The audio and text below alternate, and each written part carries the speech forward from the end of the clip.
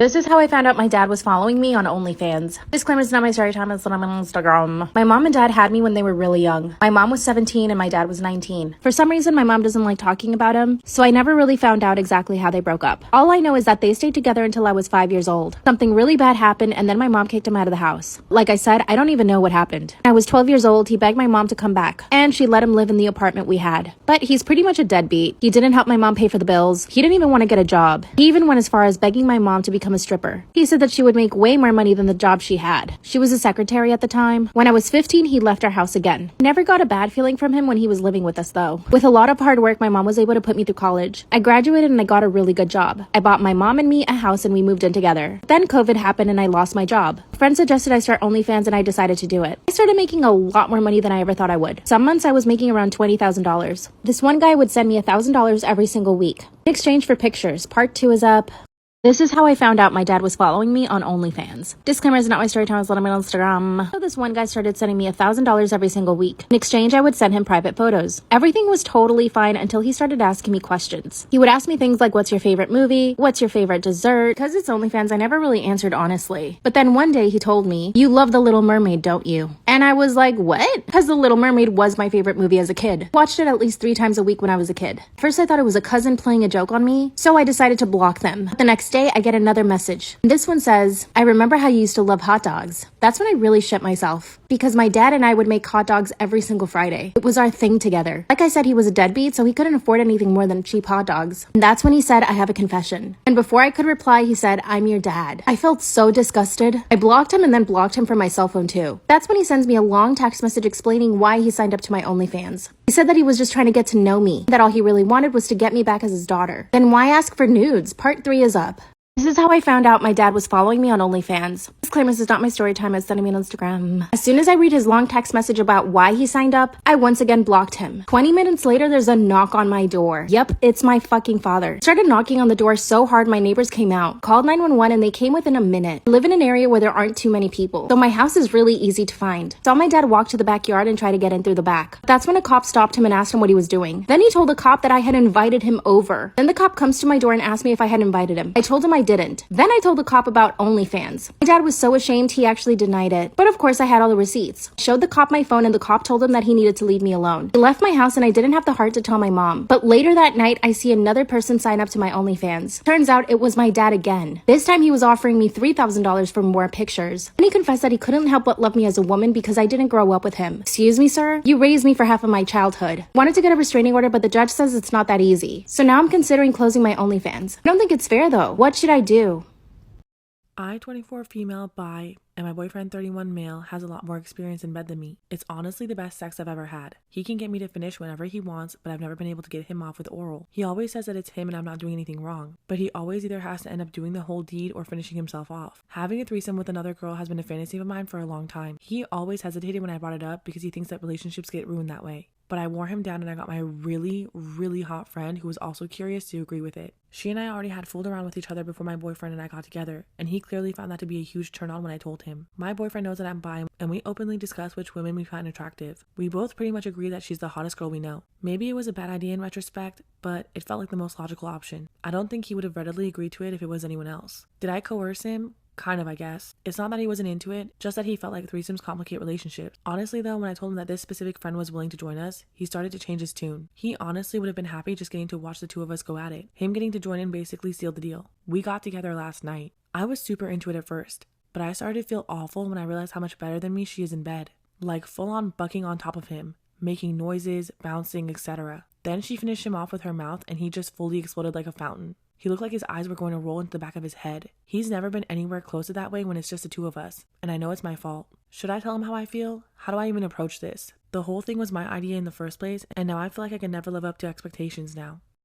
Part 2. I asked for a threesome, but she was much better than me in bed. The threesome was kind of a birthday present to me from both of them. They paid a lot of attention to me at first and got me off multiple times. The last round was intense enough that I couldn't have handled any more stimulation, so I was content just laying there beside him and kissing his neck while enjoying the show. Was it just the excitement of being with 2 women? Sadly, no, it definitely wasn't. Someone said in the comment that my friend corn effed him, and that does pretty much sum it up. It was pretty hot to watch. She went to town on him. I'm not surprised he climaxed the way he did. He probably never stood a chance. Can't I just copy what she did? I don't know. I'm not sure that I'm wired to do what she can.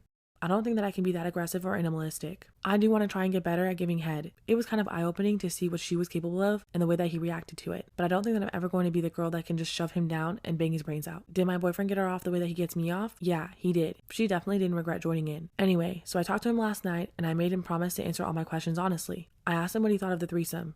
He said that I was right. He loved it, was super happy I talked him into it, and he's open to doing it again. He probably thought that this would make me happy, but not gonna lie, my heart sank a little. Then I brought up how hard she made him climax and that I'd never seen him react that way with me before. He went quiet for a bit. I reminded him that he promised to be honest. He said he loves doing it with me, but sex with her was a lot more intense and she basically was relentless, wouldn't stop until he came. I can't argue with that. I have to admit, I gave up when I'm giving head. She went at him in a way that I never have. He saw that I was a bit self-conscious and said right away that he's not looking to be with anyone else. He loves me and would never want me to feel otherwise. Then he suggested that maybe we need some time alone together and offered to take me on a trip next weekend. He held me super tight on the couch tonight and kept kissing me on the forehead and telling me he loved me. Maybe I'm fucked up, but it kind of made me feel worse to think that this was all my idea and now I made him feel guilty for giving me what I wanted. So yeah, I don't know where to go from here. I can 100% guarantee you he wants to do it again. Pretty sure she does too. Part of me wants to as well. The more I think about what happened, the more turned on I get. Maybe I can try and get her to teach me the next time around. I doubt he would complain, but it's hard to get past the fact that she was easily able to do something for him that I pretty much have never been able to do. I'm 25 female and my soon-to-be ex, 28 male, is gay and hid that from me. I found out because I caught him cheating, and he admitted that he knew he wasn't attracted to me in that way, but he wanted kids in a normal life. I don't care that he's gay, but I will never forgive him for leading me on so that he could use me to have kids. So it's over. End of story. The problem is, his family are fundamentalists, not jobs, except for a few members, and his mother is the interfering mother-in-law from hell. Not being related to her anymore is another plus to leaving. His family doesn't believe in divorce. So under the guise of picking up some paperwork and other items I have found that were my ex's, she cornered me about how I'm being childish and marriage is about commitment, forgiveness, and working through problems, etc. It became apparent that my ex didn't tell his family that he cheated. He told his mom that I was divorcing him because we weren't having sex often enough for me. I tried to be patient and explain that he had cheated, and that's why. I wasn't going to go into greater detail because I know how his parents are, and it's none of their business. Mother-in-law's advice, I kid you not, was that men are just that way, and if I want to have sex more and for him not to stray, that I should make myself more attractive to my husband and be a better wife. I lost the plot completely. It had been a sad and hard day already, and that was the last straw. Here's where I might be the a-hole. I told her that the only thing that would make me more attractive to my ex would be a sex change operation, and that I hope that he and his boyfriend adopted her some grandchildren so that she could finally shut the hell up about it. Not my finest moment, but she just hit the worst and rawest nerves that she could have, and I exploded. It's evidently turned into a huge family drama. He's probably going to be disowned, and my ex called sobbing that I've ruined his life out of spite. I don't really know how to feel about it. I do feel bad for him that his parents are such awful people and there were just no good outcomes for him, but I also feel like he made his own bed here too. Also, he's known that he was gay since before he met me, so this wasn't a new discovery or admission to himself. He has a boyfriend that he's been dating since 6 months before we were married. I went through his computer after catching him in the act and kicking him out and found messenger logs and other evidence going back before he even started dating me. He literally set this up so that he could have a nice Mormon family on the surface to keep his family happy. That's it. He never loved me at all. I was just the first girl to express a sustained interest. So, am I in the wrong for outing my ex to get his mother off my back?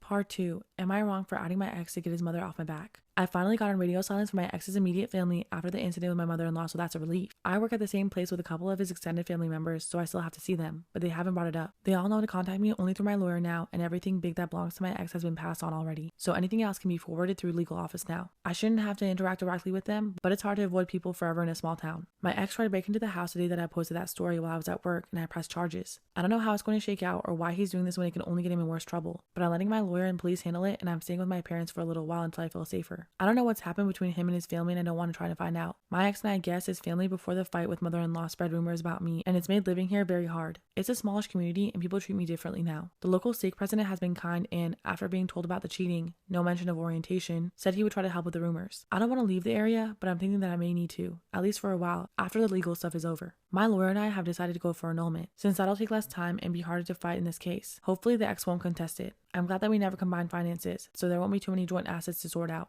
I will be okay financially still. This could have been much worse if I was a stay-at-home mom or something. I'm also going to start therapy soon. I was thinking about it anyway, even before all of this came out, because I've been feeling depressed over how things were working in my marriage for a while. I don't want to lose any more of myself and my time than I already have, and I hope one day I'll feel good enough to start dating again. Also, please, don't generalize gay people because of my story. There are LGBTQ plus people close to my heart, and they would never do this to anyone. I don't believe that outing people is generally okay, or I wouldn't feel so bad about all this. My ex's family set this up with their intolerance. I wish none of it happened for me and for him. First, let me start by saying that I love my sister. I understand that she's not responsible for her actions, and I don't want to see anyone bad-mouthing her in the comments. I, 24 female, have been married to my husband, 23 male, for 2 years now, dating for 4. After the first Christmas he spent with me and my family, I did my best to avoid spending the holidays with them. We usually make the excuse that my husband is an only child and go visit his parents. When my sister, 30 female, was 17 years old, she was in a horrific car accident. She was in a coma for 3 weeks, spent months in physical and speech therapy, and worst of all, ended up suffering what the doctors say is hypersexuality. I won't get into details, but some of her behaviors are not suited for the public, and they are not voluntary. The doctors tried multiple meds and she's still in therapy, but nothing seems to work. It cost my sister almost all of her friends, multiple jobs, and she's unable to have meaningful relationships so far. The thing is, whenever my husband visits, it seems to get worse. My husband is attractive, and it's obvious that she's attracted to him. Neither of us blames her for that. But if we spend any extended period with her, things become very uncomfortable. This year, my in-laws are going to be in Europe during Christmas, so my parents were very excited thinking that we'll be able to spend it with them. I ended up telling them that we'd be spending it on our own, but that I will be visiting Christmas Day for a couple hours. They were upset, kept insisting to know why we avoid them. I finally said that we don't want to spend the whole holiday trying to redirect my sister's behavior, or trying to dispel the awkwardness when we couldn't. That's when they called me an ableist a-hole. Then they went and told my sister what I said. And now she's crying, saying that I was just like everyone else, that I was also slut-shaming her, even though I know she doesn't do it on purpose. So, am I in the wrong for refusing to spend Christmas with my family because my sister will be there?